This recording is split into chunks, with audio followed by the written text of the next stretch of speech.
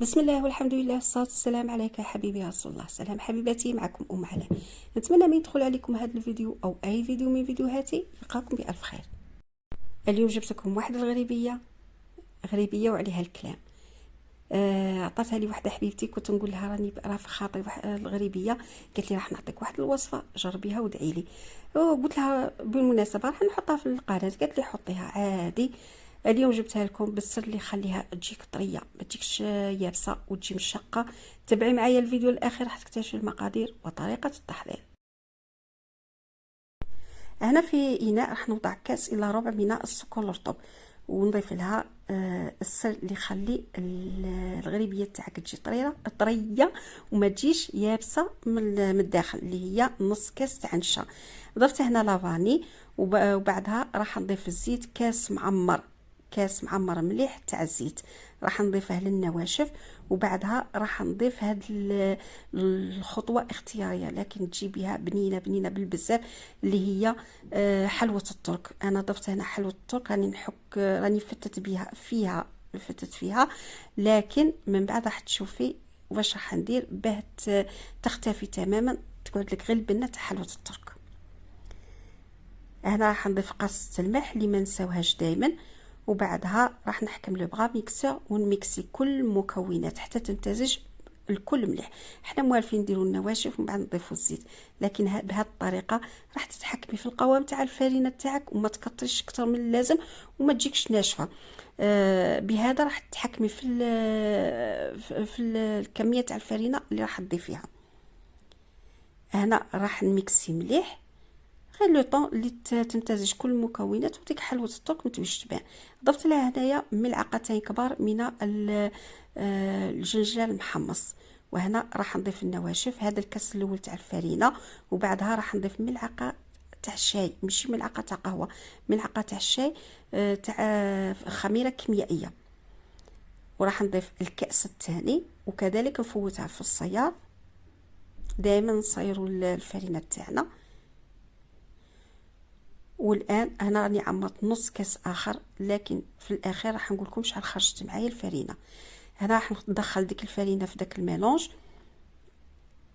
ندخلها مليح وما نعجنش غير لم.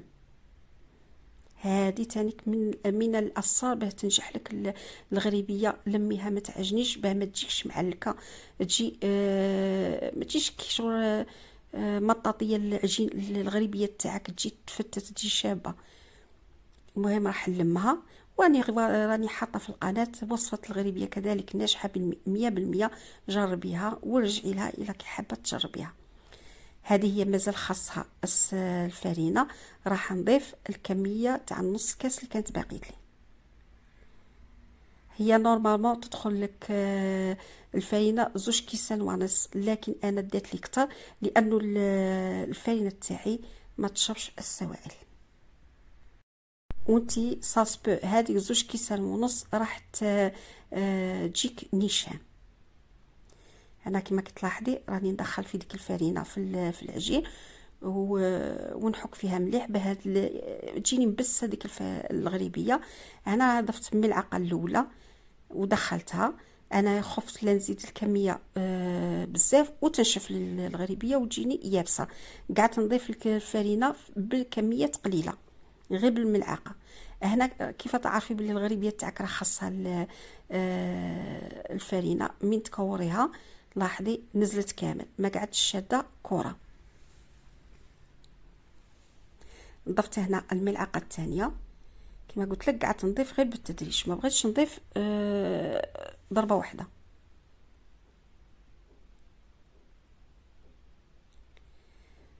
بهذه المناسبة نشكرك صديقتي على هذه الوصفة، عجبتني بالبزاف وراني قلتها لك صحيتي. هنا راح نكورها، لاحظي هنا خليها ترتاح 10 دقائق ولا، ومن بعد نرجع لها. ولاحظي هنا راح نعطيك كيفاه تشكليها بطريقتين. هذه هي تعملي كرة، وبعدها ديريها بين الابهام والسبابه وتروليها، ولا توضعي كره وغير باطراف الاصابع تعملي داك الهرم. طريقه ولا اسهل. كاين بزاف اللي ما يعرفوش يشكلوها، لكن بهذه الطريقه لاحظي هنا دوك نديرها لك غير بالبطيء بتفهمي. هنا لاحظي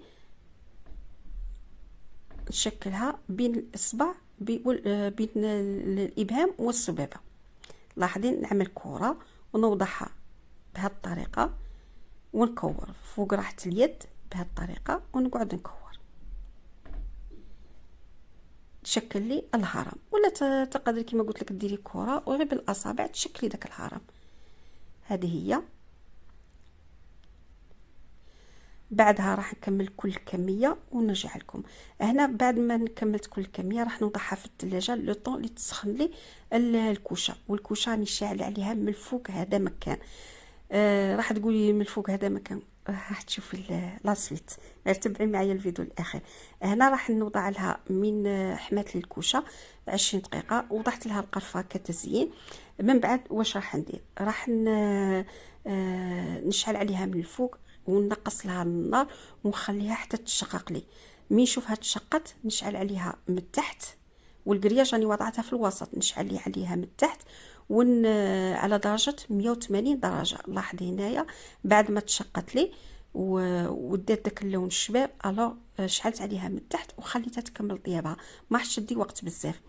لاحظي هنايا راها مشقه الله يبارك ما شاء الله، ومن التحت طايبه سواها. كما قلت لك انت تبغيها اللون ابيض خلي اللون ابيض، لكن انا نبغيها بهذا اللون، ما نبغيش من نقعد ناكل فيها تلصق لي في تلصق ديك الغريبيه. لكن هذه تجي ما شاء الله، جربيها وان شاء الله ما حش تندمي. وراح نشوفوها. لاحظي هنا من تحت كي راها طايبه سواها كي من تحت من الفوق. خليها تبرد من بعد نوضعها في صحن التقديم. هذه وصلنا لها اليوم حاضره في صحن التقديم، خرجت ولا اروع. الكاميرا ما عطاتهاش حقها، لكن ناكد لكم باللي البنه راها حاضره 100%. هنا راح نقسم حبه. لاحظي تنقسم الروحها طايبه من الداخل، طايبه من الفوق من التحت، ومشقه كما يبغيها الخاطر. جربيها وان شاء الله ما حش تندمي. بنت داك الجنجلان، بنت حلوه الترك. اش نقول لكم، الله يبارك ما شاء الله. ونعاود نشكرك صديقتي على هذه الوصفه، جربتها وعجبتني بالبزاف، وان شاء الله تاني نتوما تجربوها وتعجبكم. لاحظي هنا راح نفتتها. لاحظي ما تجيش ديك الطبقه اليابسه، كل حبه تجي طريه. هذا هو فيديو اليوم، هذه هي وصفة نهار اليوم. نتمنى نالت اعجابكم ورضاكم. نتمنى اذا عجبكم الفيديو ما تنساوش دعمي باللايك والاشتراك في القناه وتفعيل الجرس يصلكم كل جديد، ومشاركه الفيديو مع اهلكم واحبابكم لتعم الفائده. تبقوا على خير.